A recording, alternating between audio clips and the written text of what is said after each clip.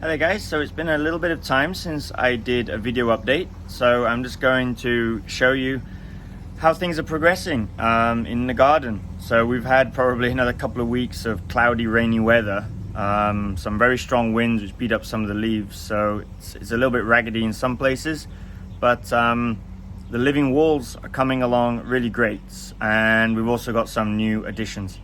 So I'm going to show you what we've got. So the living wall, the new one that we've been building on the side here, the irrigation system's working really great. Check out the video where I showed you that. But basically we've got these Gardena misters, we've got these soaker hoses, it's on a timer, it comes on, it waters everything. The plants, these ones down here, this area, have been on the wall now for, this will be their second week, and they seem to be doing okay. So, seems to be working out good. We've got a big giant pothos here that we're going to have climb up the wall, so hopefully this will look really cool going up the side here, and it will hide the pipes and everything that we've got there. So it's starting to already climb up the wall here, you can see. So hopefully the leaves will remain big as it climbs up. Now we've got some Philodendron gloriosum on here. Again, I find the gloriosum looks really nice on the wall. It did on the back. It's pretty easy to grow. This has already only been on here a couple of weeks, and it's already got new growth coming out. Yesterday we got this Philodendron splendid, which we've added here on the wall. So you can see it's got a pole. This will climb up there. Very nice velvety leaves.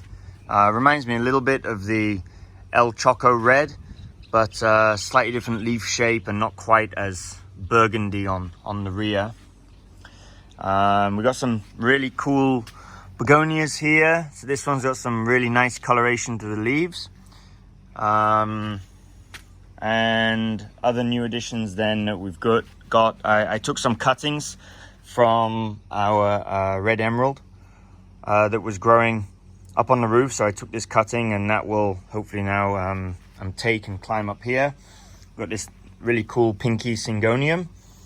Yesterday we added a tabapensi.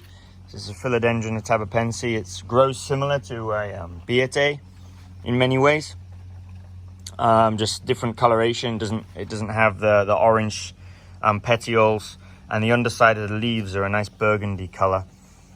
So this is very much a juvenile at the moment, because these leaves will get up to the similar kinds of sizes to the biete eventually.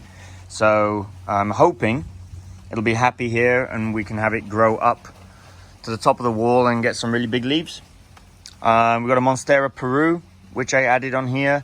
So obviously there's still a lot of work to be done on this wall. But you know, plants are expensive, and so we're just doing it little bit by little bit as we go along. Also got some burley marks here. So that's quite nice on the wall because it gets pretty bushy. So that's the living wall at the side here. And around at the rear, the living wall here is doing really good. The Philodendron glorious has just opened a new leaf. It got a little bit of damage during the, I say we've had some quite windy weather lately, so that got a little damaged. It's a shame, but anyway, that's the thing with growing the plants outdoors. They are subject to the laws of nature. So our biete has just opened up this nice new leaf, and that's a really very big new leaf on this. So the biete is doing great.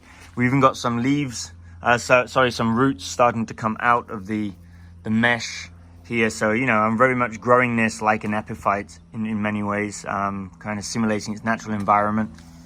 So I hope this will start climbing soon, and we can get some more big leaves out of it.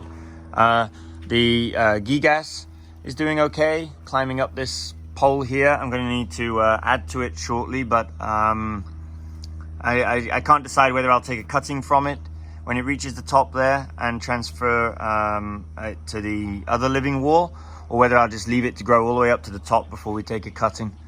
So the up here, our Queen Anthurium is not doing great yet, but it's not dying either. I mean, it was in really bad condition when we received it. So I'm just hoping that it will liven up, just like the Vichii did. The Vichii is doing pretty good. I don't know if you can see it.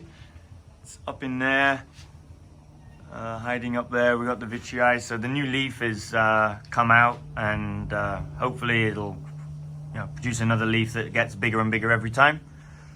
But basically, the living wall at the back here is doing pretty good.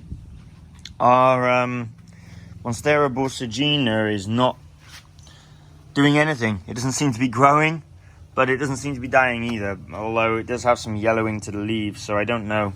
Maybe the mix is a little too heavy. So, it has been very wet lately, so that could also be a problem for it. And then around at the side, we've got some new leaf opened up here on the Plougmanii. So this just opened last week. And now we've got some sun. I'm hoping it'll get some color to it, because like I said, it's been very cloudy for the past week. And our El Choco finally got a new leaf as well. So this is the first new leaf that we've had on the El Choco Red since I got it. Hopefully it's the first one of many to come, and I'm looking forward to that climbing up this pole.